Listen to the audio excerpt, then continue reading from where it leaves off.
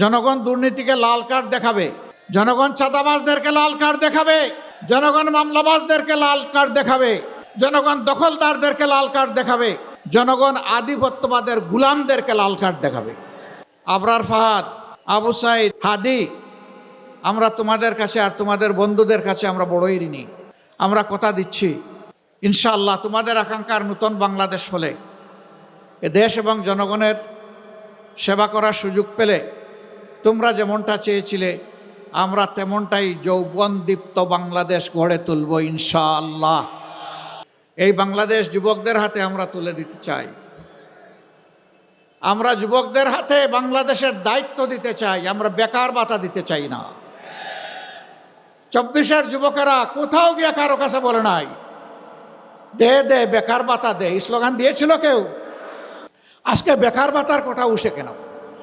আমি মনে করি যেই সন্তানেরা সেদিন চিৎকার দিয়ে বলেছিল আমাদের অধিকার দাও, আমাদের হাতে আমাদের ন্যায্য কাজ তুলে দাও, তাদেরকে বেকার ভাতা কথা বলার মানেই হচ্ছে যুব সমাজকে অপমান করা। যুব সমাজ, আপনারা সেই অপমান সহ্য করতে রাজি আছেন? আপনারা বেকার ভাতা চান না কাজ চান? কাজ চান? আচ্ছা, যারা চান তারা একটু হাত তুলেন। ও মাশাআল্লাহ, সবাই যুবক। তাইলে এই স্টেজে আমরা যারা আছি আমরাও যুবক, আমরাও সামিল হয়ে গেলাম যুবকদের সাথে ইনশাআল্লাহ। আমরা 47 দেখি নাই, শুনেছি। 71 দেখেছি, আর 24 আমরা পেয়েছি।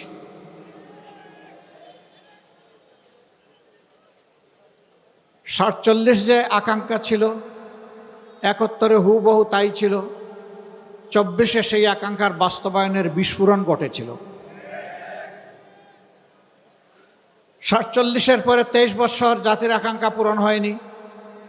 71 পরে 52 বছর সেই আকাঙ্ক্ষা পূরণ হয়নি। এখন 54 অতিক্রম হয়ে গেছে। 24-এ আমাদের যুব সমাজ, ছাত্রছাত্রীরা বিশাল কোনো দাবি নিয়ে রাস্তায় নামেনি। তাদের একটি ন্যায্য দাবি, অতি সাধারণ একটা দাবি নিয়ে নেমেছিল, কোটা সংস্কারের আন্দোলন। কিন্তু অতীতের মতো ফ্যাসিবাদী কায়দায় এই আন্দোলনকে দমানোর চেষ্টা করা হয়েছিল। জুলাই মাসে এই আন্দোলন দানা বাঁধে। জুলাইয়ের 15 তারিখে আন্দোলন জ্বলে উঠে। আপনাদের স্মরণ থাকার কথা, 15 তারিখ রাতে ঢাকা বিশ্ববিদ্যালয়ে আমাদের কলিজার টুকরা মেয়েদের উপর যখন হাতুড়ি বাহিনী আঘাত করেছিল, সারা বাংলাদেশ একসাথে জ্বলে উঠেছিল। তারপরের দিন 16 তারিখ উত্তরবঙ্গের এক সিংহ পুরুষ, আমাদের গর্ব অহংকার, বেগম রোকেয়া বিশ্ববিদ্যালয়ের মেধাবী ছাত্র আবু সাইদ রাস্তায় নেমে বলেছিল, হয় আমার অধিকার দে, না হয় আমাকে একটা গুলি দে। সে ডানা পেতে বলেছিল, বুকের ভিতরে তুমুল ঝড়, বুক পেতেছি, গুলি কর। রাস্তা ছাড়ে নাই, বীরের মতো দাঁড়িয়েছিল। 1, 2, 3 পরপর 3টি গুলি করে তাকে খুন করা হয়েছে। কিন্তু আল্লাহর কসম, একটা গুলিও সে পিঠে নেয় নাই, 3টা গুলি সে বুকে নিয়েছে। এটি বীরের পরিচয়। আমরা তার প্রতি গভীর শ্রদ্ধা নিবেদন করি। একই দিনে তার আরও 5 জন সহকর্মী দেশের বিভিন্ন জায়গায় শাহাদত বরণ করে। আস্তে আস্তে এইভাবেই রক্তাক্ত বাংলাদেশ হয়ে উঠল এবং শেষ পর্যন্ত 36 জুলাই যেটাকে আমরা বলছি, অর্থাৎ 5ই আগস্ট, এই জাতি আওয়ামী জাহিলিয়াত থেকে মুক্তি পেল। আফসোস, আমরা যারা 15.5 বছর আওয়ামী জাহিলিয়াতের জাতাকলে পিষ্ট ছিলাম, বিভিন্ন রাজনৈতিক দল, আলিম উলামা, সাংবাদিক বন্ধুগণ, সুশীল সমাজের সদস্য, কৃষক, শ্রমিক, মোটে মাঝি, যারাই ছিলাম, এর মধ্যে একটা অংশ এই মজলুম অবস্থার পরিবর্তন করে রাতারাতি তারা জালিমের ভূমিকায় অবতীর্ণ হয়ে গেল।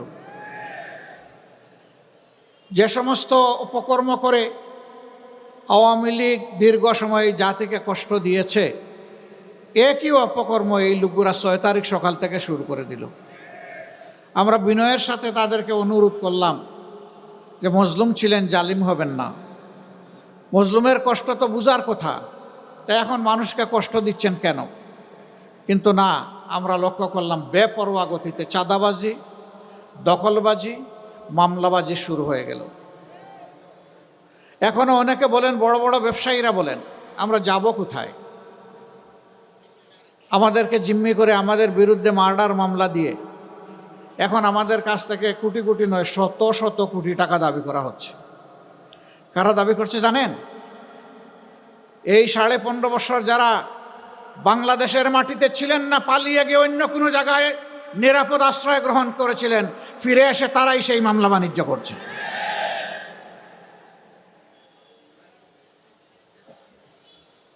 আগস্টের 6 তারিখ থেকে শুরু করে আজ পর্যন্ত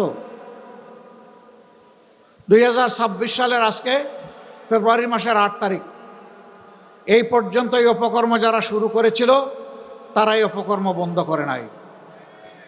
তাদের জ্বালায় অতিষ্ঠ সাধারণ মানুষ, ব্যবসায়ী, এমনকি ফুটপাতে যে ভিক্ষুক লোকটা ভিক্ষা করে তাও ওদের কাছ থেকে ছাড়া নেই।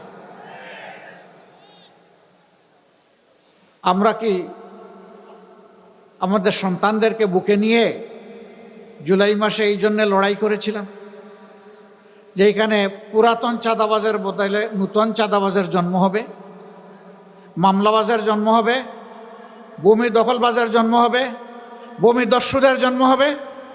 এই জন্য তো আমরা এই লড়াই করিনি, আমাদের সন্তানেরা এই লড়াই করিনি। আমাদের সন্তানদের দাবি কি ছিল? সিম্পল দাবি, উই ওয়ান্ট জাস্টিস। আমরা শান্তিতে থাকতে চাই, আর তার জন্য সারা সমাজের সর্বত্র আমরা ন্যায় বিচার দেখতে চাই। এটাই তারা বলেছিল। এখন ন্যায় বিচার এটা নির্বাসনে। আপনারা দেখেছেন একটি দল, তারা মাঝে মধ্যে বলেন তারা ক্ষমতায় গেলে দুর্নীতির টুটি চেপে ধরবেন। ভালো কথা। Charity always starts from home. ভালো কাজ নিজের ঘর থেকে শুরু করা লাগে। তাইলে যে 59 জন ভয়াবহ ঋণ খেলাপি, ঋণ ব্যাংক ডাকাত, এদেরকে আপনারা মনোনয়ন দিলেন কেন? এদেরকে বগলের নিচে আশ্রয় দিয়ে এমপি বানিয়ে আপনারা করবেন দুর্নীতি দমন। এগুলা শুনলে পেঁচায়ও হাসবে। জনগণ এগুলা বুঝে। প্রিয় সম্মানিত ঢাকা 11বাসী, বারবার 12 তারিখ ফিরে আসবে না। 5 আগস্টের অসম্পূর্ণ কাজ সম্পন্ন করার দিন হচ্ছে আগামী 12 তারিখ। 5 আগস্ট যে আকাঙ্ক্ষা নিয়ে রক্ত দিয়েছিল আমাদের সন্তানেরা, ভাইয়েরা, বোনেরা, শিশু, বৃদ্ধ, আবাল বনিতা, ওই রক্তের ঋণ পরিশোধ করার দিন হলো 12 তারিখ। এই রক্তের সাথে যারা বেইমানি করবে, ইতিহাস তাদেরকে ক্ষমা করবে না। সারা বাংলাদেশ এখন জেগে উঠেছে। তরুণ যুবকেরা তাদের দৃষ্টিভঙ্গি জানিয়ে দিয়েছে। তারা বলে দিয়েছে আমরা পুরানো বন্দোবস্তে আর নাই, বস্তাপতা রাজনীতি আর ফিরিয়ে আনতে চাই না। নতুন বাংলাদেশ আমরা দেখতে চাই। বাংলাদেশে নতুন রাজনীতির উত্থান চাই। ইতিমধ্যে এই রায় যুব সমাজ দিয়ে দিয়েছে। এখন জনগণের দায়িত্ব, আগামী 12 তারিখ জনগণ ইনশাল্লাহ সেই রায় দেবে।